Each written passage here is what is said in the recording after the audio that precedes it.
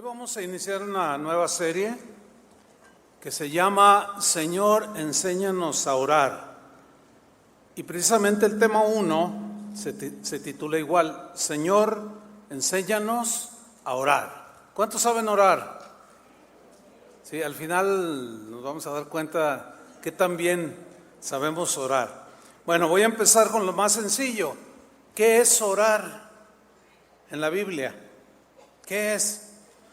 Bueno, orar es una de las bendiciones más apreciadas por los cristianos a través de la historia. ¿Por qué? Simple y sencillamente porque orar es hablar con Dios y el orar te comunica con tu Creador. Un maestro de escuela dominical en una iglesia preguntó al grupo de niños que estaba enseñando, les dijo, ¿quién de ustedes sabe qué es orar? Y todos levantaron la mano, pero uno se apresuró más rápido y dijo, a ver tú. Dice, es fácil, maestro, es sencillo. Orar es hablar con Dios. Mira qué teología tan profunda, ¿eh? Sin títulos teológicos ni discusiones de ningún tipo, el niño dio la definición más sencilla que hay de lo que es orar, hablar con Dios. Oiga, pastor, pero ¿y qué le digo? Yo no sé qué decirle al Señor. ¿Han ido alguna vez al médico? Y cuando llegan lo recibe, ¿verdad? Muy amable. Y pase, siéntese. A ver, cuénteme, te dice el doctor. Y tú empiezas, no, fíjese que me duele aquí, luego me duele acá y hasta el talón y no sé qué. Y usted se explaya de todo lo que le duele. Y el doctor le está diciendo, sí, pero no se preocupe, la vamos. Entonces, hay un diálogo entre usted y el doctor. Bueno, cuando vaya con Dios, hable como si Él fuera un doctor, aunque es el doctor de doctores. Y usted se explaya con Él, donde le duele, que necesita, hable con Dios. Orar es un diálogo entre usted y Dios, así de sencillo. Para un cristiano, orar es tan necesario como el comer, el pan. Lo que es el pan para el cuerpo, la oración es vital para nuestra vida espiritual.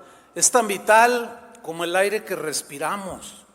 No podemos vivir sin respirar, porque la oración es el medio por el cual desarrollamos esa relación con nuestro Padre Celestial, con nuestro Creador. Hay personas, y algunos cristianos yo les he oído decir que Dios no habla, que Él ya habló en la Biblia. Sí es cierto, que ya habló y dejó escrita su palabra. Pero también la Biblia dice que los hijos de Dios somos guiados por el Espíritu Santo, ¿no? Por ejemplo, cuando la Biblia dice, vayan y prediquen a todo el mundo, pero no dice, vayan y prediquen así específico. ¿Cómo saber específico? Si no es a través de la relación, ¿entiende? Personal con Dios. Por ejemplo, acabamos de ir 2 pastores que me acompañaron a Casa de Oración Londres. ¿Dónde dice que vayamos a Londres? A ver, pero sí dice que vayamos a predicar a todo el mundo. Pero lo específico, ¿cómo Dios nos lo dice? Orando. Así de sencillo, hermanos. Entonces Dios sí habla. Si quieres que Dios te hable, ¿tú quieres que Dios te hable?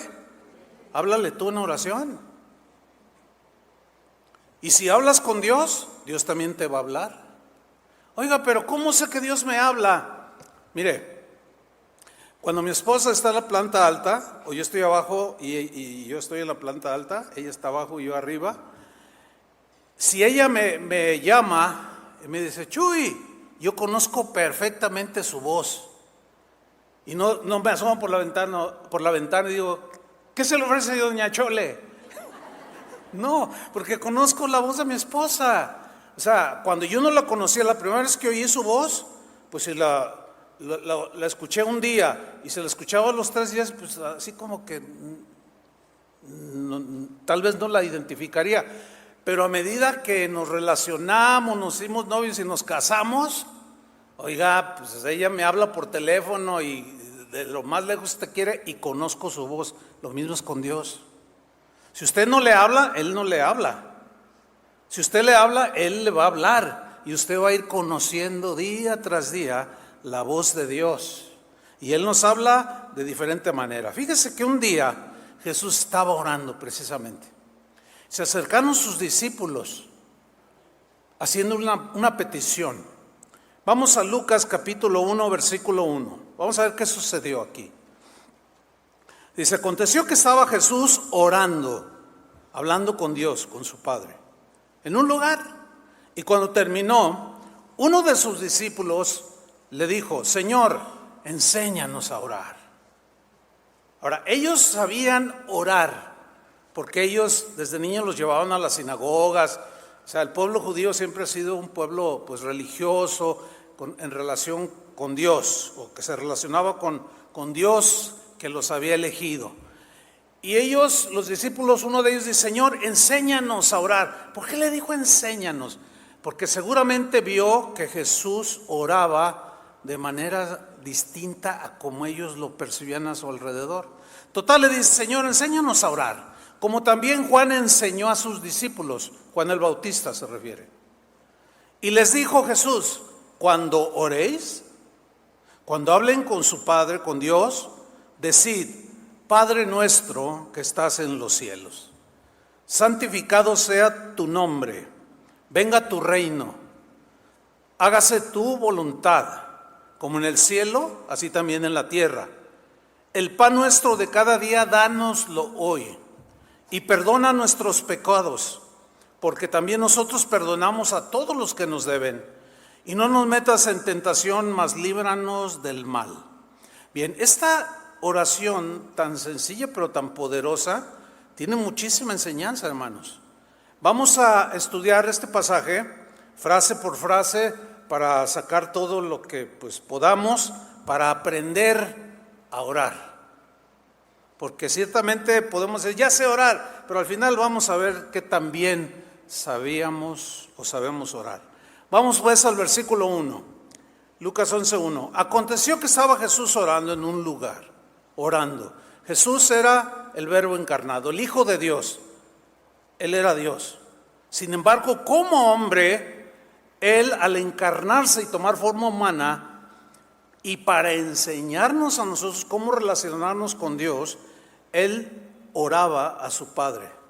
Él tenía como humano la necesidad de comunicarse con Dios el Padre para fortalecerse, recibir instrucciones de su Padre, para hacer la voluntad de su Padre Dios. Jesús como humano mantuvo una relación constante con Dios. Su vida de oración, como Él obraba como ser humano, nos enseña la importancia de estar cotidianamente en contacto por medio de orar con nuestro Dios. Continúo en el versículo 1. Y cuando terminó de orar, uno de sus discípulos le dijo, Señor, enséñanos a orar, como también Juan enseñó a sus discípulos. ¿Qué vieron los discípulos en Jesús? Que uno de ellos le tuvo que decir, Señor, enséñanos. Algo vieron en la manera en que Jesús se dirigía a Dios el Padre. Algo poderoso, algo espiritual profundo percibieron en la vida de Jesús. Y dijeron, no, nosotros queremos así estar con Dios, hablar con Dios. Aquí hay algo muy interesante. Jesús enseñó a sus discípulos a orar bien. No se registra algún pasaje donde diga Jesús, les voy a enseñar a predicar bien, ¿no? Pero sí les enseñó a orar bien. Quizás predicar no sea para ti en específico, es para unos que Dios llama, pero orar sí es para todos, ¿de acuerdo? Orar es para todos, predicar es solo para los que Dios llama. Entonces no todos van a predicar como yo lo estoy haciendo, pero todos sí podemos orar. Todos tenemos que tener comunión con Dios. El apóstol Pablo, hablando acerca de la lucha espiritual que hay entre la maldad y el bien, Dios y Satanás, él habló de una armadura espiritual que el cristiano debe de ponerse todos los días. Y entre esas armas espirituales, esa armadura, está la oración. Dice en Efesios 6:18, en la versión del lenguaje actual, dice lo siguiente: vivan orando. ¿Cómo debemos vivir? Orando, ¿sí? Continuamente y suplicando. Ya les enseñaremos aquel texto que Pablo dijo, orad sin cesar. ¿Qué significa orar sin cesar? Pero ese sería otro tema. Aquí Pablo dice, vivan orando y suplicando. Oren en todo tiempo, según les inspire el Espíritu Santo. Velen en común, está hablando como cuerpo de Cristo, la iglesia. Y perseveren en sus oraciones, sin desanimarse nunca. Intercediendo en favor de todos los santos, todos los hermanos, orar unos por otros, porque la lucha es de vida o muerte. Eso enseñó el apóstol Pablo y más que vamos a ir desarrollando. Pero sigamos, volvamos a Lucas 11, versículo 2. Entonces, a la petición del discípulo, enséñanos a orar, Jesús le dijo, cuando oréis, decid, cuando oréis. A continuación Jesús les enseña lo que se conoce a través de los siglos, la oración del Padre Nuestro, que no tengo la menor duda que muchos de los que estamos aquí no la sabemos de memoria. ¿Cuántos la saben de memoria? Casi todos. Bueno, qué bueno, porque esa oración es bíblica. Jesús aparentemente enseñó 2 veces la misma oración. En Mateo capítulo 6, ahí también habla de la oración que se conoce como el Padre Nuestro, y la de Lucas, que es la que estamos estudiando. Hay ligeras variaciones en cuanto a lo que escribió Mateo y Lucas. Sin embargo, el centro del mensaje no cambia, que eso es lo importante. El Padre Nuestro es una oración modelo que encierra todo lo que debemos incluir en nuestras oraciones. Es una oración modelo muy sencilla, pero muy poderosa. Y no cabe la menor duda de que la intención de Jesús al enseñar esta oración, el Padre Nuestro, su intención no era de ninguna manera que esta oración se repitiera de manera sin ton y son, de una manera repetitiva, que como él mismo dijo, no, miren, ustedes no sean como los que no conocen a Dios, que usan vanas repeticiones, que repiten como mantras, ¿verdad? Así para que suceda algo. No. Sin duda que no era la intención de Jesús, pero los cristianos a través de los siglos, pues comenzamos a hacer cosas y al rato, a ver, pues 10 Padres Nuestros para que te vaya bien antes de salir de tu casa. Y ahí estás. Padre nuestro que estás en los cielos, santificado sea tu nombre. Y luego el perro, que no se salga el perro. Santificado, hágase tu voluntad, así como en el cielo, así en la tierra. Danos hoy nuestro pan de cada día. Niño, coma bien. O sea, ¿sí, me estoy explicando? No estoy burlándome ni nada, sino ¿cómo llegamos a hacer algo tan mecánico sin entender siquiera lo que estamos diciendo? Sin duda que el propósito de Jesús no era que estuviéramos no. Hay una enseñanza muy profunda en esta oración sencilla, breve, pero poderosa. Vamos a continuar.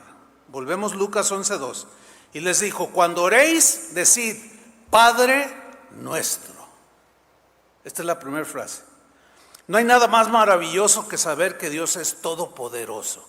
Él es omnisciente, Él es omnipresente, Él es soberano, Él es el Rey de Reyes y un etcétera larguísimo de lo que Dios es. Pero lo más maravilloso que ese Dios, que es todo eso que acabo de mencionar y mucho más, lo más maravilloso es que ese Dios es nuestro Padre. ¿Qué es Dios? Nuestro Padre. Dale un aplauso. Él es nuestro Padre. Eso realmente es impactante. Que Dios el Creador sea mi Padre, tu papá. Por eso somos hermanos, porque somos hijos de un mismo Padre. Primero de Juan 3:1, el apóstol Juan escribió lo siguiente: mirad, dice, mirad cuán amor nos ha dado el Padre para que seamos llamados hijos de Dios. ¿Qué somos ahora? ¿Quién es nuestro Padre? Dios. ¿Qué somos entre nosotros? Hermanos, muy bien. Romanos 8:15, en la versión en lenguaje actual. Aquí Pablo menciona algo importante acerca de cómo se nos dio el Espíritu Santo y cómo podemos llamar de manera muy tierna a Dios nuestro Padre. Dice así: pero pues ustedes no han recibido un espíritu de esclavitud que los lleve otra vez a tener miedo, temor, sino el Espíritu Santo, que los hace hijos de Dios. Por este Espíritu nos dirigimos a Dios, que ya nos dio un nuevo nacimiento, una nueva naturaleza, y le podemos decir: Abba, Padre. Abba es una palabra que usaban los niños para hablar tiernamente a su padre terrenal. Y el apóstol Pablo la adopta para podernos nosotros, de esa manera tierna y sencilla, así como un niño le habla a su papá, ¿verdad? Sin protocolos de ningún tipo. Yo recuerdo cuando mis hijos eran niños que yo llegaba a mi casa y corrían y se me colgaban y me hablaban y me platicaban, y yo me sentaba y uno aquí y otro acá y hablaba con ellos sin protocolos. ¿Por qué? Porque pues no tenía por qué haberlos. Yo soy su padre, ellos son mis hijos, y así somos con Dios, hermanos. ¿Sí? Sin protocolo, simplemente oramos y le hablamos y le decimos tiernamente: Papá, Abba, Padre. De una manera, es una expresión muy tierna. Eso significa que ya podemos, que al tener un padre nos podemos dirigir de esa manera sin protocolos espectaculares o rebuscados. No, también significa que no somos huérfanos. Probablemente en lo terrenal haya algunos huérfanos aquí, pero en lo espiritual no somos huérfanos. Tenemos un buen Padre, el mejor de todos, que nos cuida, que nos suple, que es rico, bondadoso, amoroso, misericordioso y perdonador. Ese es nuestro Padre. Dele otro aplauso a Él. Merece todo nuestro Padre Celestial. Ahora, ¿dónde está nuestro Padre Celestial? Continuamos, Lucas 11:2. Y les dijo: cuando oréis, decid: Padre nuestro, Abba, Padre, que estás en los cielos. Ok, nosotros, los seres humanos, somos terrenales. Somos criaturas mortales. Somos seres dependientes. Dependemos de todo. Si el Señor cerrara el tanque de oxígeno, o de alguna manera algo sucediera en la atmósfera y no hubiera oxígeno, nos ahogábamos. Quiere decir que dependemos del oxígeno. Dependemos de muchas cosas. Somos seres dependientes. Somos polvo y al polvo volveremos. O sea, somos tan débiles, somos tan dependientes, somos tan nada. Pero Dios escogió de la nada para hacer algo, para volverlos a la imagen y semejanza como lo hizo en la creación original. Pero nuestro Dios, al contrario de nosotros, Él es eterno. Él no tuvo principio ni fin. Él es alfa y omega, principio y fin. O sea, antes de Él no hay nada, después de Él no hay nada ni nadie. Él es eterno, Él es increado. Nosotros fuimos creados, Él no. Él habita en las alturas, nosotros habitamos aquí en la tierra. El cielo es su habitación, pero también el Señor habita con el humilde y sencillo de corazón. Y se entiende que esos son los cristianos. O sea, ese que habita en los cielos también habita en donde, póngase su mano en su corazón. Aquí habita, en el humilde y sencillo de corazón. Fíjese, el rey Josafat, un rey piadoso del que hemos hablado en otras ocasiones, hizo algo muy interesante. Hizo una oración reconociendo que Dios estaba en el cielo y Él en la tierra.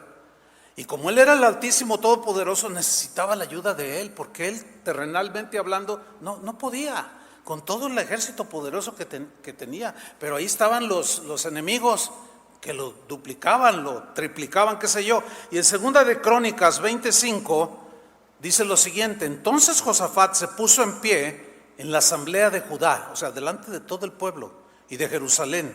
En la casa del Señor estaban ahí, como aquí ahora, delante del atrio nuevo, y dijo, y empezó a orar, dijo: Jehová, Dios de nuestros padres, ¿no eres tú Dios en los cielos? La respuesta es sí. ¿Y que tienes dominio sobre todos los reinos de las naciones? Sí. ¿No está en tu mano tal fuerza y poder que no hay quien te resista? O sea, está diciendo, tú estás sobre todo y sobre todos, y eres todopoderoso, y te necesitamos, Padre. Nosotros somos débiles y terrenales y no podemos, y Dios acudió en su ayuda. Lo mismo es cuando oramos así de manera sencilla, Él viene en nuestra ayuda. El Salmo 115, versículo 3, dice el salmista: nuestro Dios está en los cielos. ¿Cuál fue la oración de Jesús? Cuando oren, digan: Padre nuestro que estás en los cielos. O sea, habla de, porque los cielos nosotros los tenemos en la perspectiva es hacia arriba, ¿no? Porque los que están del otro lado del mundo es hacia arriba, pero en relación a nosotros es hacia abajo. Pero la idea es que Él está por encima de todo y lo llena todo. Y dice el salmista: nuestro Dios está en los cielos, todo lo que quiso ha hecho, nadie lo detuvo, nadie se interpuso. Todos los planes que Él tiene para nosotros se van a cumplir, hermano. No hay nada que lo detenga. Ese es nuestro Padre, para que estén más enterados, Segunda de Crónicas 6:34. Aquí está otra oración. Si tu pueblo saliera a la guerra contra sus enemigos, por el camino que tú les enviares, y oraren a ti, hacia esta ciudad que tú eligiste, hacia la casa que he edificado a tu nombre, fíjate, tú oirás desde los cielos su oración y su ruego, y amparará su causa. ¿Qué va a hacer Dios con nosotros, que es nuestro Padre, cuando oremos? Él va a oír nuestra oración desde los cielos. Por eso los judíos, cuando oraban y levantaban el rostro, era porque ellos tenían este concepto: Dios está arriba, nosotros estamos abajo. Él mira hacia abajo porque está en un trono. Por eso es que el altivo se pone así y mira a todos así hacia abajo. Es como haciéndose Dios, nada más que en sentido negativo, porque Dios mira no con desprecio, sino con amor y paciencia.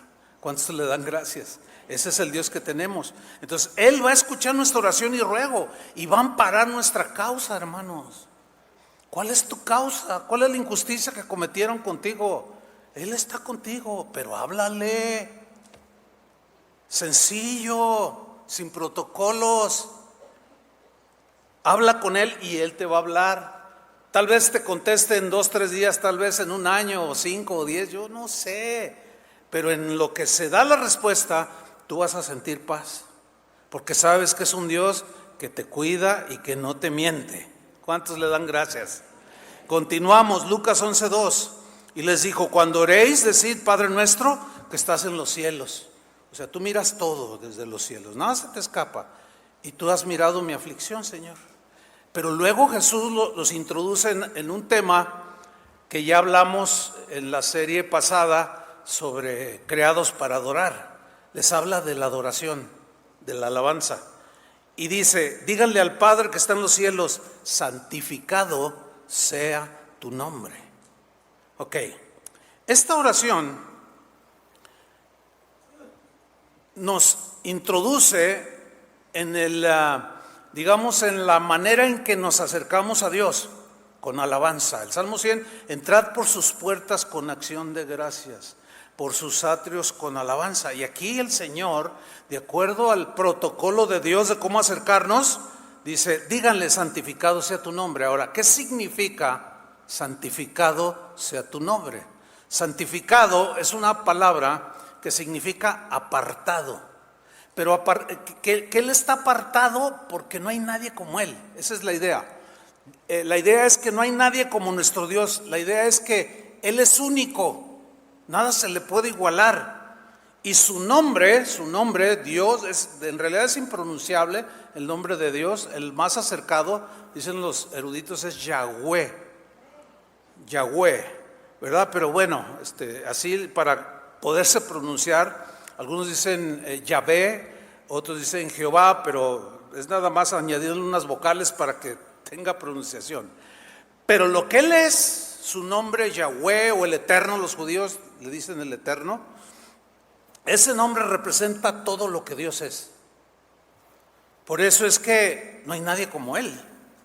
Y al no haber nadie como Él, no se puede comparar ni en poder, ni en sabiduría, ni en todos esos atributos que Él tiene. Él es el único merecedor de suprema alabanza.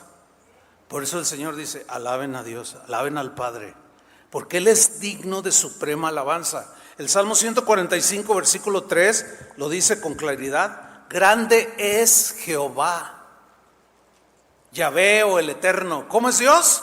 Grande y digno. O sea, merece suprema alabanza. Podemos dar reconocimiento, un aplauso a alguien, pero como a Dios, no.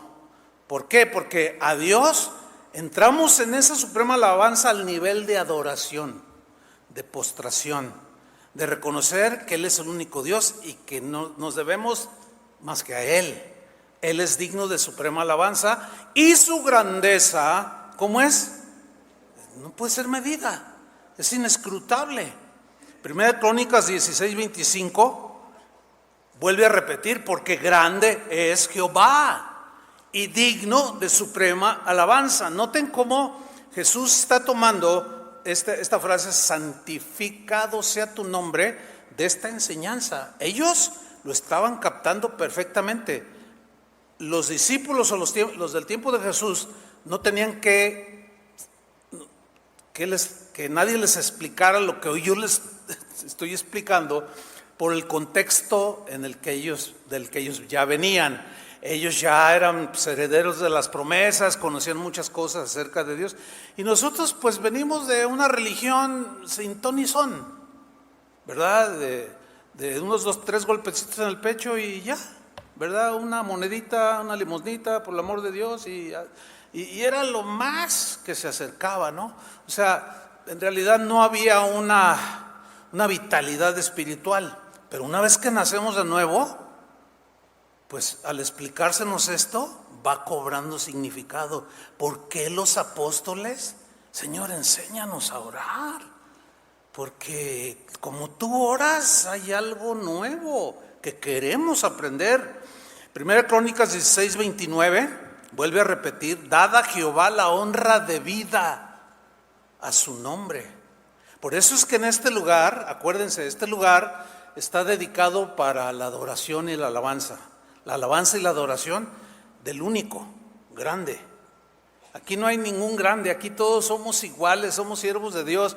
A uno nos tocó hacer una cosa, a otros otra cosa, pero todos somos un cuerpo en Cristo, que nos juntamos alrededor de nuestro Señor, ¿sí?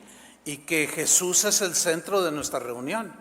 Jesús es el centro de nuestro mensaje, Jesús es el centro de nuestros cantos, ¿verdad? En algunos, ramificaciones del cristianismo, de pronto, pues que le hacen un canto al pastor. Yo la verdad, no sé, no quisiera que alguien, pastor, le compuse un canto. No, sácate por allá. No, yo no quiero que me cantes un canto, cántaselo a Dios. Ahora que estábamos en Inglaterra, en Londres, fuimos a una iglesia, se llama San Pablo, es una catedral impresionante, metodista. El fundador del metodismo fue Juan Wesley, un cristiano muy, muy respetado, muy conocido. Y hay una estatua de él como de, no sé, 3 metros, grande la estatua. Y dice, en honor a Juan Wesley. Y yo me paré allí y lo vi. Dije, mira, yo sé que si estuvieras vivo, tumbabas esto. Porque era un hombre bien entendido. Pero lo que hicieron después con él, pues ahí él ya está con el Señor. Pero somos idólatras, hermanos. Por eso tenemos que cuidar en honor a... Yo estoy convencido, por lo que sé quién es ese personaje. Fue una persona que hizo un avivamiento de hace siglos ya, un par de siglos atrás, y se fundó la denominación metodista. Cristianos, mis respetos para esa rama del cristianismo, pero estoy convencido que él no recibiría eso. ¿Por qué? Porque él sabía que la honra de vida es para Dios, que el reconocimiento total y suprema alabanza es para Él. Así es que no esperen otra cosa en este lugar. Amén, hermanos. Dale un aplauso de alabanza a su nombre. Amén.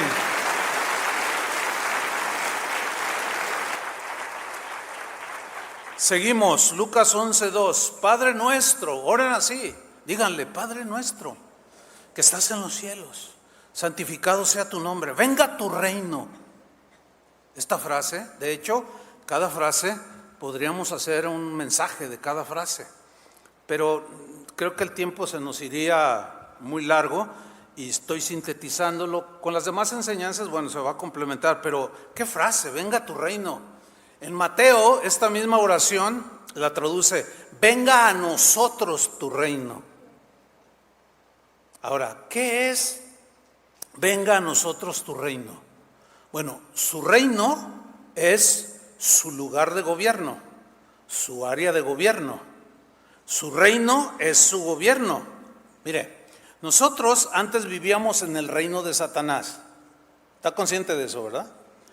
Una vez que recibimos a Cristo, que nacimos de nuevo, según dice Pedro, que fuimos trasladados de las tinieblas al reino de la luz. Entonces hay dos reinos: el reino de la luz y el reino de las tinieblas. Y ya sabe quién es el rey de cada uno de los dos. Ok.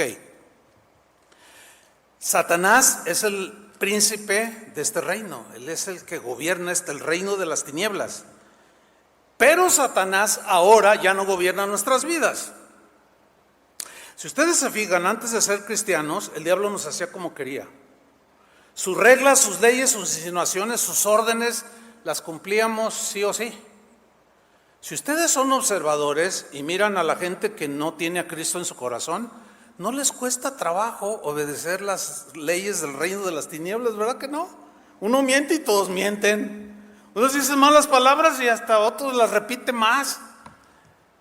Y mientras más mal se portan, más orgullosos se sienten. No, compadre, ayer me tomé 2 botellas de tequila. Compadre, yo me tomé 5. Ay, tú dices, ay, mira qué... O sea, hasta se enorgullecen, ¿verdad? Pero ya como tú estás del otro lado, dices, ¿qué tonterías están diciendo? Bueno, no podemos juzgarlos así de una manera despectiva, ¿no? Porque de ahí venimos. Pero ahora estamos en el reino de Dios, en el área de gobierno de Dios. Él gobierna nuestras vidas. Su palabra es como la constitución que tiene este país de México, que rige por medio de leyes las vidas de todos los habitantes de México, que somos como 130 millones, algo así dicen ya. Y todos estamos bajo ese régimen constitucional. Son las leyes que nos gobiernan para vivir de una manera civilizada y relacionarnos lo mejor que podamos. Las leyes de este país castigan el asesinato, el robo, el fraude, la agresión, o sea, castigan muchas cosas cuando se violan esas leyes que gobiernan este país. Bueno, vivimos en el reino de Dios, en el gobierno de Dios, y su palabra es la constitución que nos rige. ¿Están entendiendo? Ahora, ¿se acuerdan que dijimos dónde habita Dios? ¿Dónde? En los cielos. ¿Y nosotros dónde habitamos? Aquí en esta tierra. Sin embargo, no se nos olvide, somos extranjeros y peregrinos. Vamos de paso en esta tierra. Lo más que podemos durar son 70, 80, 90 años, 100, los así ya de plano, ¿no? Pero ya no pertenecemos a este mundo. Vamos de paso. Somos ahora ciudadanos del cielo. El apóstol Pablo en Filipenses 3:20, la versión en lenguaje sencillo, nos lo recuerda y dice, nosotros, en cambio, cuando dice nosotros, está contrastando a los que no viven en el reino de Dios, sino en las tinieblas. Dice, nosotros en cambio somos ciudadanos del cielo. Los demás son ciudadanos del infierno. Porque ese es el destino del que rechaza a Cristo. Pero nosotros en cambio somos ciudadanos del cielo y esperamos que de allí vuelva nuestro Salvador, como cantamos hace un rato. Volverás, volverás, en casa estaremos. ¿Cuántos quieren estar en casa ya? Tranquilos, no se me desesperen. Un día vendrá ese día. Va a suceder porque va a suceder. Él prometió volver y lo va a cumplir. Amén.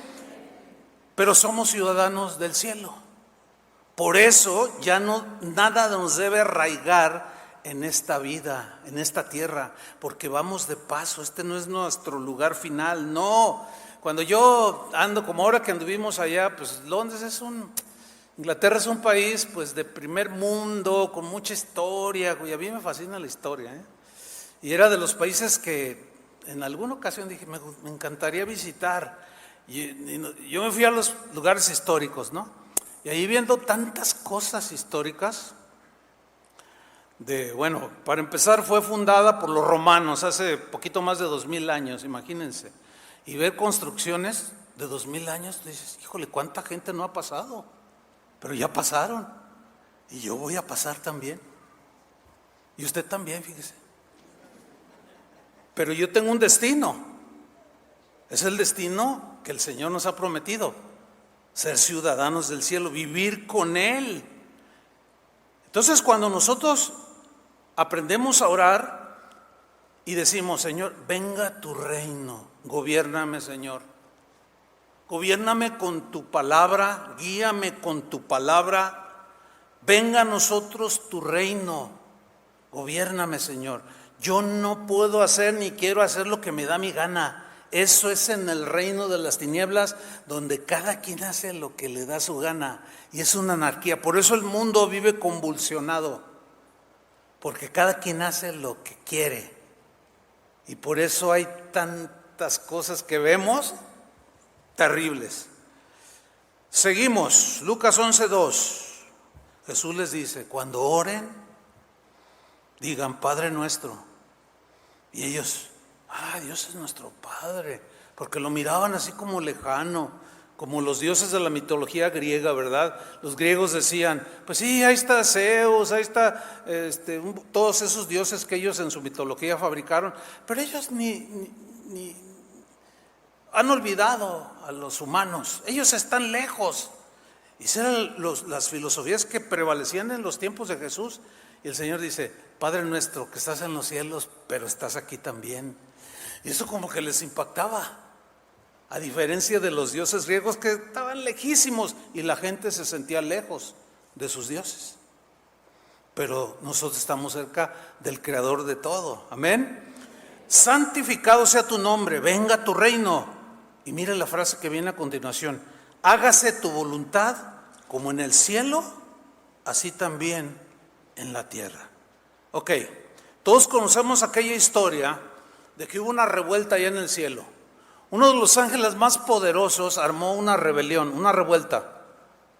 Se rebeló contra el Creador, quiso ser igual a Él.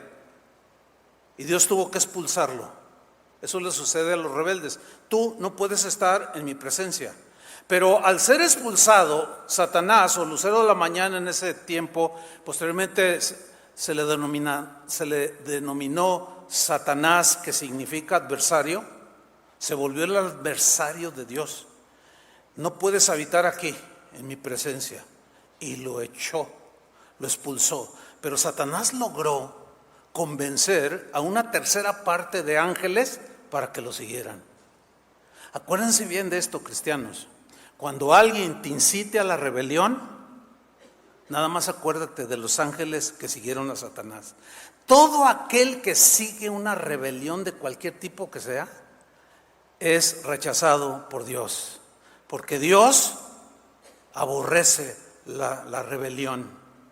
Porque el que se rebela es porque se quiere ser igual a él. Bueno, esos ángeles, esa tercera parte, se dejaron engañar por el lucero de la mañana. Y ahora esos ángeles hacen su voluntad. Ahora son los demonios, que conocemos ahora como los demonios. Y ellos viven en el reino de las tinieblas y hacen lo que ese lucero de la mañana les ordena que hagan. Bueno, en el cielo, con los ángeles que quedaron fieles, fíjense que allá en el cielo no hay revueltas, allá no hay divisiones, allá no hay discusiones tontas, necias, ni pleitos entre ellos. En el cielo, fíjese qué bendición, no hay YouTube. En el cielo no hay Facebook. Estas redes sociales donde los ángeles podrían discutir si se debe o no alabar a Dios. Aquí discutimos todo, ¿qué es? Con instrumentos, sin instrumentos, que si levantas las manos, que si no las levantas, que y es una peleadera. Por eso yo les insisto cada vez que se me presenta la oportunidad, no se enreden en discusiones, simplemente obedezcan lo que dice la Biblia. Si está en la Biblia, háganlo, punto, y si no, no. ¿Cuántos dicen amén? Así de sencillo. Pues fíjese. Allá en el cielo, en la actualidad, no se discute nada. Se hace la voluntad de Dios. Los ángeles simplemente obedecen. Y punto. En el cielo siempre se hace su voluntad. Bueno, Jesús les dice, cuando oren digan, Padre nuestro que estás en los cielos, santificado sea tu nombre, venga tu reino, gobiernos, hágase tu voluntad como en el cielo, así aquí en la tierra, Señor. Ahora, ¿quién vive aquí en la tierra? Diga, pues nosotros. Ahora bien, ¿quién va a hacer la voluntad de Dios aquí en la tierra? ¿Los que no conocen a Dios o los que conocen a Dios? ¿Quiénes son los que van a hacer la voluntad de Dios aquí en la tierra? ¿Los cristianos o los no cristianos? Dígalo. Los cristianos. ¿Cuántos son cristianos? Bueno, entonces ya se entiende que nosotros vamos a hacer aquí la voluntad de Dios. Ahora bien, yo he notado a través de los años, y más en estos tiempos, pues digamos finales, un rasgo muy interesante, digo interesante en el sentido de que me doy cuenta que un buen número de cristianos no entienden que los no cristianos van a obrar y accionar conforme a lo que son no cristianos. ¿Por qué digo esto? Porque yo me doy cuenta de cristianos que se escandalizan cuando los no cristianos aprueban leyes como el aborto, como la diversidad de género, el matrimonio entre personas del mismo sexo, y cristianos se escandalizan y ay, no, ¿cómo es posible que hagan eso? Oiga, no, es que mire, no deberíamos escandalizarnos por la simple y sencilla razón de que si entendemos que los que no son hijos de Dios, pues no son gobernados por sus leyes, los gobierna otro, entonces ellos van a hacer lo que les dice su gobernante. El cornudo, pues, bueno, dicen, pero no tiene. Así lo pintaron en la Edad Media, ¿no? Entonces, no debería de sorprendernos. Es como si a mí me sorprendiera de que voy allí en el campo y de pronto sale un puerquito, un cerdito, ya que están bien bonitos cuando están chiquitos, y uno los quiere agarrar, ¿verdad? Y de pronto está un charco allí y se revuelca, y a mí no me sorprende eso. ¿Saben por qué? Porque yo sé que esa es su naturaleza. No digo, ay, mira, ay, se está revolcando en el lodo, ay, no, y me escandalizo. Los demás ven, ay, este cuate, ay, pues es un cerdito. El león se comporta como el león, los cerdos como los cerdos, los patos como los patos. Las palomas son diferentes, todos son diferentes, nosotros somos diferentes. a todo, porque Dios es nuestro Padre y somos sus hijos. Por consiguiente, pues de acuerdo a lo que está diciendo el Señor, oren así, hágase tu voluntad, como se hace en el cielo, aquí se hace también en la tierra. Y yo soy el que debo de hacerla. Pero ahí es donde tropezamos. ¿Por qué? Pues porque cuando la ley, hay leyes aquí terrenales que no nos gustan, ¿verdad que no? ¿A quién les gusta la ley fiscal del IVA? Miren, racionar más que a la palabra. Así son. ¿Cuánto pagamos aquí en México? 16%, ¿no? ¿Saben cuánto pagan en Inglaterra? 20%. ¿Cuántos se quieren ir a vivir allá? Pero la gente ya está contenta, entre comillas, ¿no? ¿Por qué? Porque pues, allá se roban menos el dinero que aquí. Pero mire, escúcheme bien. Pablo dice en Romanos 12:2 algo muy importante que va de acuerdo con la oración de Jesús. Romanos 12:2 dice: no os conforméis a este siglo, sino transformaos por medio de la renovación de vuestro entendimiento, de sus pensamientos. La Biblia dice que tal el pensamiento del hombre, tal es él, tal acciona. Si yo pienso que me puedo casar con otro hombre, pues me caso con otro hombre. La gente, por lo general, hace y vive conforme piensa. Entonces lo lleva al terreno de los hechos. Bueno, pero aquí nos dice, ustedes son diferentes. Ustedes ya no son de las tinieblas. Ahora, ustedes que fueron sacados de las tinieblas, traían un montón de pensamientos torcidos, conductas torcidas, pecaminosas. Y ahora tienen que renovar su entendimiento. Ahora tienen que empezar a pensar como piensa Dios acerca de lo bueno y de lo malo, de lo justo y lo injusto. Porque los pensamientos de Dios son más altos que los nuestros. Y nosotros debemos de subirnos al nivel de sus pensamientos, porque Él nunca se va a rebajar al nivel de los nuestros. El hecho de que veamos hoy en iglesias cristianas que ordenan a una mujer lesbiana como ministro del evangelio o a un hombre como un pastor de una iglesia cristiana siendo homosexual, tú les preguntas, oye, pero no, pues es que Dios es amor, Dios es esto, y tienen sus ideas torcidas. ¿Me están entendiendo, verdad? Bueno, no saben distinguir entre lo bueno y lo malo, punto. Pero nosotros tenemos que renovarnos. ¿Para qué tenemos que renovarnos? Fíjate lo que dice al final del versículo. Para que comprobéis cuál sea la buena voluntad de Dios, agradable y perfecta. Bueno, el mismo versículo, en la versión del lenguaje actual, se los voy a leer. Romanos 12:2. Dice así: no sigan la corriente del mundo en que vivimos. A ver, otra vez. No sigan la corriente del mundo en que vivimos.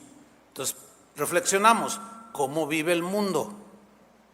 Sobre de qué cosas va detrás el mundo, qué persigue la gente de este mundo, los que viven en el reino de las tinieblas.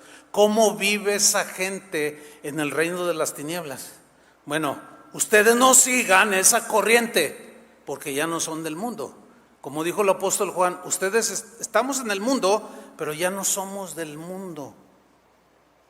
Bueno, Pablo dice, no sigan la corriente del mundo en que vivimos, sino más bien transfórmense a partir de una renovación interior del corazón, del entendimiento, del sentido, ¿sí? De la conciencia. Y luego añade en esta traducción, así sabrán distinguir, me gusta esa palabra, así sabrán distinguir. Yo sé distinguir los colores porque así me creó Dios y sé distinguir el rojo, pero hay gente, bueno, del verde, el blanco, pero hay gente que tiene enfermedades en los ojos, ¿no? Y ve nada más dos colores, otros solamente en blanco y negro, otros confunden el rojo con el verde y o sea, están dañados de la vista. Bueno, hay una vista espiritual también, que nos ayuda, que se agudiza y está sana cuando nos alimentamos sanamente con las leyes de Dios, con la palabra de Dios, y podemos distinguir todo bien. Podemos distinguir entre lo bueno y lo malo. Fíjate cómo dice aquí, Así sabrán distinguir cuál es la voluntad de Dios. Podrán distinguir lo que es bueno. Podrán distinguir lo que le agrada a Dios. Lo que está en su perfecta voluntad lo podrán distinguir. Hay quienes no lo pueden distinguir. A lo bueno le llaman malo, como dijo el profeta. A lo malo le llaman bueno. Fíjate, hoy le aplauden al que comete fraudes más ingeniosos. Dice, ¡ay, qué inteligente! Quisiera ser como él. Y luego salen los tiktokeros, los youtuberos haciendo una de tonterías. Y todos los chavos, ¡ay, yo quiero ser como él! Y tú dices, ¿quieres ser como él? No inventes. No, sí que tiene, se hizo rico, millonario en un año. No saben distinguir lo bueno de lo malo, de lo que les beneficia y de lo que les perjudica. No saben. Por eso es importante renovarnos a través de la palabra de Dios. Fíjate, Pablo en Efesios 5:17 dijo lo siguiente: por tanto, no seáis insensatos, torpes, sino entendidos. ¿Están leyendo ahí arriba? Sino entendidos de cuál sea la voluntad del Señor. Entendidos de cuál sea la voluntad del Señor. ¿Tú crees que sea la voluntad de Dios ayudar al necesitado? Sí, sin embargo, pues me estaba enterando que hay políticos ahorita que dicen, no donen, porque como hay una cuestión política ahí, dicen, no donen, no ayuden, que el gobierno les ayude. Y le dicen a la gente que no ayude. Tú dices, ¿cómo? Pues sí, yo ayer estaba viendo unas noticias. ¿Cómo que es político, que supuestamente usa la política para beneficiar al pueblo? Dice, no donen, que los mantenga el gobierno. Y tú dices, bueno, sí, el gobierno es parte, pero también nosotros somos parte, ¿sí o no? Pero no saben, están confundidos y cometen muchísimos errores. Ahora, este mismo versículo, Efesios 5:17, en la versión del lenguaje actual, sin eufemismos, sin tratar te lo dice más claro, dice, no sean tontos. No sean tontos, sino traten de averiguar qué es lo que Dios quiere que hagan. Que esta traducción está así como contundente y así como cuando oramos sin protocolos, directa y al corazón. Pone el dedo en la llaga, como decimos. No sean tontos, sino traten de averiguar qué es lo que Dios quiere que hagan. Bueno, ¿qué Dios quiere que hagas en tu trabajo? ¿Qué Dios quiere que hagas con tu familia, con tus negocios, con el prójimo? ¿Qué es lo que Dios quiere? Por eso es que el cristiano que dice, ay, estoy aburrido, ay, ya me aburrió el cristianismo. ¿Saben por qué se aburren algunos? Porque no practican, no lo viven, por eso se aburren. Pero si tú vives constantemente obedeciendo y viviendo la palabra de Dios, créemelo, que te mantienes con vitalidad espiritual. Bueno, continuamos. Lucas 11:3. El pan nuestro de cada día, dánoslo hoy. Bueno, aquí el pan al que se refiere es el pan físico, ¿sí? Como me regalaron un pan allí de este tamaño. Un hermano, tenga hermano, le regalo eso. Ah, muchas gracias. Híjole, qué sabroso, me comí una rebanada ahí en el receso. Bueno, este pan que está hablando Jesús, danos hoy, el pan de cada día, se refiere al pan cotidiano. Todos necesitamos comer. Bueno, dice el Señor, pídanselo al Padre. Es correcto pedir a Dios que supla nuestras necesidades. Jesús dijo, pero no se preocupen demasiado, sino miren, las aves del cielo Dios las viste, las flores del campo las vistió, las aves las alimenta. Ustedes valen más que eso. No se preocupen, tranquilos. Eso es algo tremendo. Miren, ahora con el asunto de Otis, el huracán, Otis es terrible, hermano. Mire, yo tengo comunicación desde el primer día. Trataba de comunicarme con el pastor y no era posible, se cortó las comunicaciones de casa de oración en Acapulco, pero en Chilpancingo, que son como 100 kilómetros de distancia, hay otra casa de oración. El pastor se llama Oscar. Y con él sí pude entablar. Oye, ¿cómo estás? Dice, pues acá, pues sí se sintió así fuerte, pero no como en Acapulco. Le dije, oye, necesito que pues te hagas cargo de allí. Dice, sí, pastor, ya estamos ahí. Y bueno, bien difícil la comunicación. Y ahí estábamos esperando, buscando. Finalmente tuvimos alguna comunicación. Dice, pastor, logré entrar a Acapulco. Dice, no se imagina cómo está. Está destruido. ¿Y cómo están los hermanos?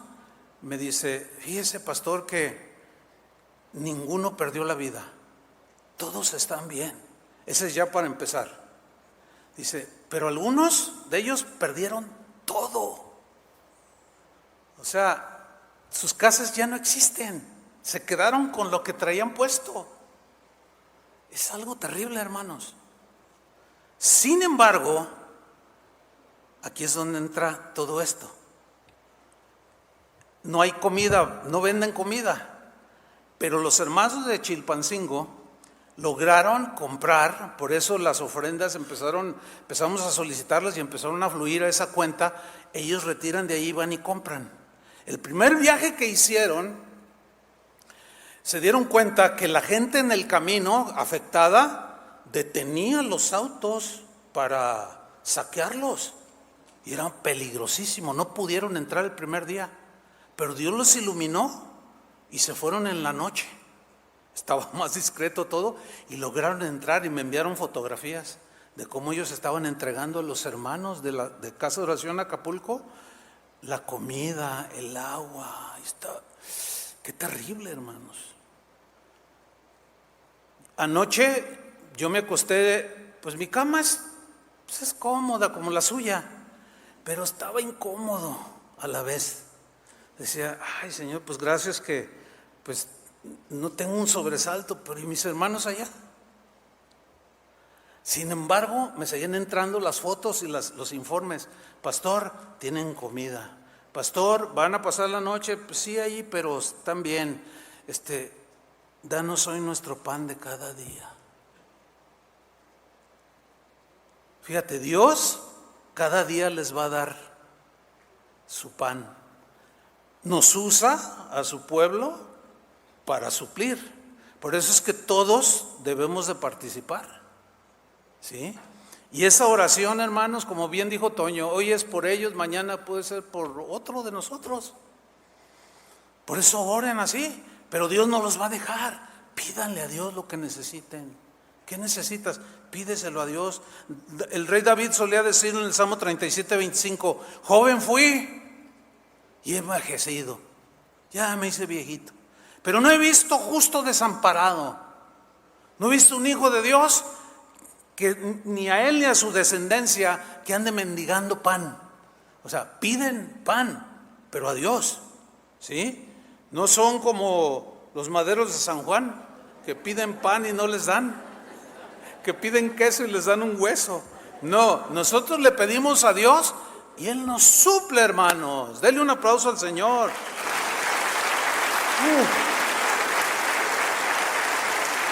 Fíjese, los israelitas cuando salieron de Egipto duraron 40 años en la travesía. Cada día Dios les enviaba maná, pan del cielo, comida de ángeles, para que cada día al levantarse ellos tomaran una porción y comieran. De manera milagrosa Dios los alimentaba. Pero había unos que, bueno, al acostarse, ellos al abrir los ojos sabían que Dios tenía la provisión para ese día. Y salían y volvían a agarrar y volvían a comer cada día. Pero había algunos que dudaban o que se querían aprovechar, qué sé yo, que había en sus mentes, y en lugar de tomar solo la porción para ese día, acumulaban y lo guardaban, pero amanecía podrido. Y como ya no salían a recoger, pensando que lo que habían almacenado ahí estaba bien, se quedaban sin comer. Eso es porque les faltaba la fe. ¿Sí? Por eso nuestra fe tiene que estar puesta en el Señor, no en las cosas de este mundo, no en las riquezas. Mire, Un pastor me dijo, la familia de mi esposa viven en Acapulco. Oye, ¿y cómo están? Dice, se les voló todo, se quedaron sin nada. Le dije, ¿son cristianos? Dice, no, todavía no se convierten. Le digo, no, los podemos incluir, ¿por qué no? ¿Verdad? Y dice, no, olvídate, pastor, son riquísimos, te dije que todo se les cayó, sí, pero tienen mucho dinero. Bueno, hay gente, fíjate, que ya no pide su pan de cada día, dánoslo hoy, porque confía en lo que tiene guardado. Pero ¿se dan cuenta? ¿Cuánto duró el huracán? ¿Cuántas horas duró que pasó por allí? ¿2, 3 horas? ¿4? En ese pequeño y corto lapso de tiempo se les fue todo. Se quedaron sin nada. Así es este mundo, hermanos. Pero con Él tenemos asegurado nuestro pan de cada día. Dale un aplauso porque Él lo merece. Gracias, Señor. Continuamos, versículo 4. Continuamos, Lucas 11:4. Y perdónanos nuestros pecados. Oren así. Todo lo que ya hemos explicado, dice, y también díganle al Señor, Señor, perdona mis pecados, todos los que he fallado, todo lo que hice ayer, anoche, qué sé yo, perdóname, Señor. Pero también tengan en cuenta esto. Oren, perdona mis pecados, porque también nosotros perdonamos a todos los que nos ofenden. ¿De veras? ¿En serio? ¿A poco no hay 2, 3 amargados aquí? Yo les aseguro que más de 3. Se les ve en la cara. No se crean. No, aunque sí se refleja, sí se refleja. Pero uno de los tropiezos más comunes en la vida de un cristiano es cuando lo ofenden, lo calumnian, lo facebookean, lo youtubean, lo exponen, lo calumnian, lo difaman, le dan un golpe sentimental, qué sé yo, y está herido y es cristiano. Pues sentimos, pero ¿qué está diciendo Jesús? Venga tu reino, gobiérname, Señor. Y una de sus leyes es: perdona al que te ofende, ora por el que te ofendió, ora por el que te fraudió, bendice al que te maldice, bendice al que te persigue. Si a ti te maldicen, tú bendícelo. Y ahí es donde algunos tropiezan. Al principio yo les dije, ¿cuántos saben orar? Y muchos me dijeron, ¿y ahora cómo? ¿Qué tal? ¿Saben orar? Ya bajó. Ya bajó. Bueno, estamos aprendiendo, ¿no? Por eso, Señor, enséñanos a orar.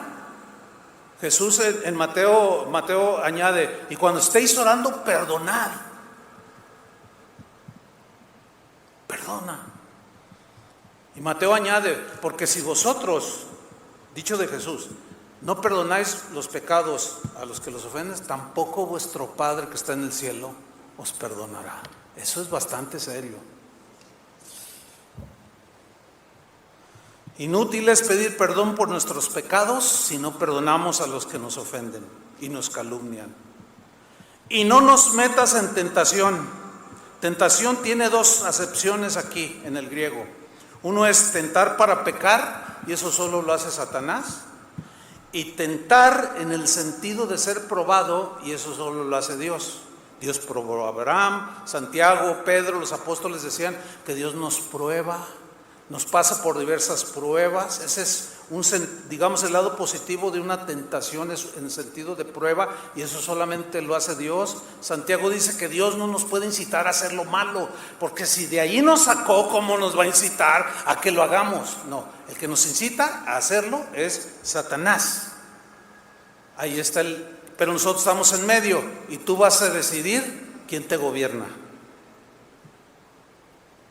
Si el de las tinieblas o el Rey de Reyes, el reino de la luz. Tú lo vas a decidir. Al que obedezcas, ese es el que te gobierna. Y finalmente termina, líbranos del mal. Si hay algo que ni cuenta muchas veces nos hemos dado es de cuántas veces Dios nos ha librado del mal. Estoy convencido de eso. Cristo tiene todo el poder sobre Satanás. Satanás representa el mal, pero dice la Biblia que nosotros somos protegidos. Este mundo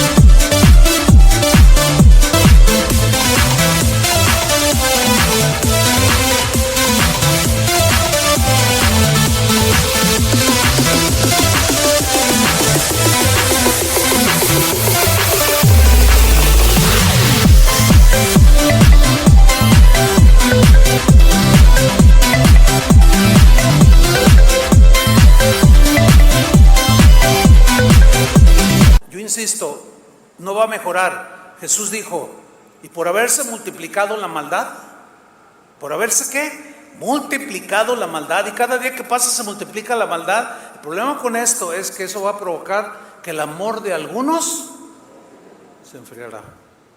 Y esos son cristianos. ¿Por qué se van a enfriar? Porque deciden amargarse, deciden ser arrastrados por la corriente de este mundo. Y aquí es donde radica el asunto. ¿A quién vas a obedecer?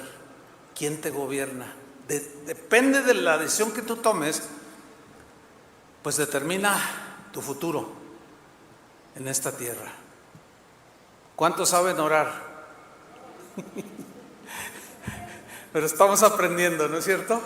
Ok, pónganse de pie. Gracias, Señor. ¿Cuántos le dan gracias a Dios?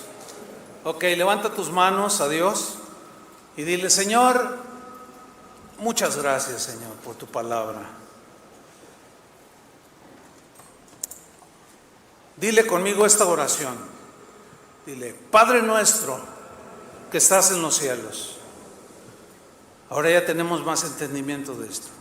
Santificado sea tu nombre. Repítelo en voz alta. Santificado sea tu nombre. Venga tu reino. Gobiérname, Señor. Hágase tu voluntad como en el cielo, también en la tierra. Ayúdame a hacer tu voluntad, Señor. Provéeme del pan cotidiano. Cada día. Tú eres mi proveedor. Perdona mis pecados, porque yo también quiero perdonar a los que me ofenden. Y Señor, prueba mi corazón, pero guárdame del mal. Guárdame de las tentaciones. No me dejes caer en ellas, Señor. Líbrame del mal. Porque tuyo es el reino, a ti pertenecen la gloria, la honra y la alabanza. Levanta tus manos y ahora con tus propias palabras, así sencillo. Maestro, ¿qué es orar? Orar es hablar con Dios. Ahora dile, como le dices al doctor, dile lo que sientes ahorita. Si es acción de gracias, si es una petición, dile: Señor, pues yo te agradezco o necesito esto. Ora. Ya olvídate que yo estoy aquí, que los demás estamos aquí. Tú habla con Él ahorita en estos segundos. Y así como empezó el Señor enseñando de adoración, vamos a terminar adorándolo a Él.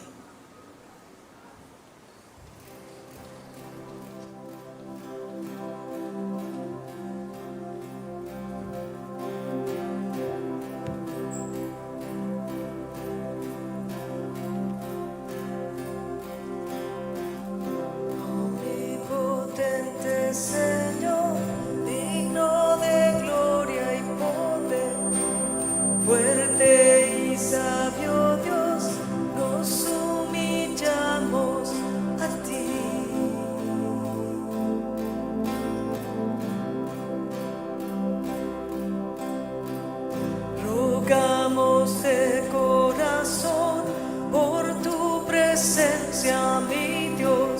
dispuestos a abandonar nuestros pecados, Señor.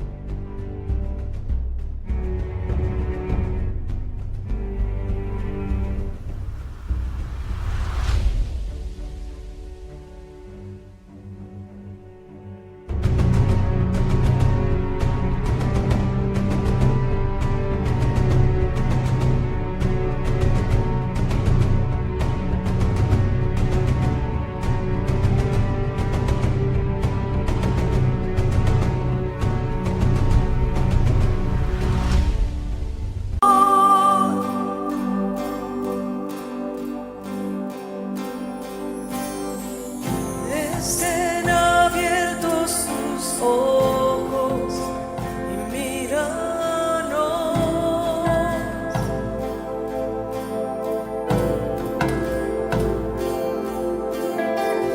Inclina hoy tu oído, escúchanos.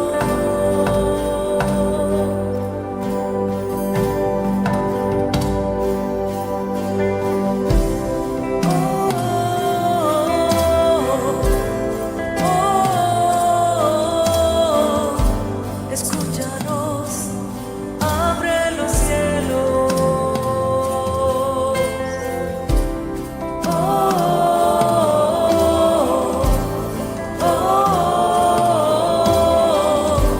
Escucha, oh Dios, nuestro clamor.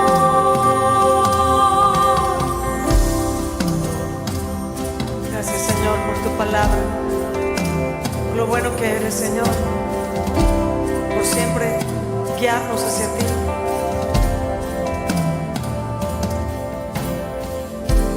Omnipotente Señor, digno de gloria y poder, fuerte y sabio Dios, nos humillamos a ti.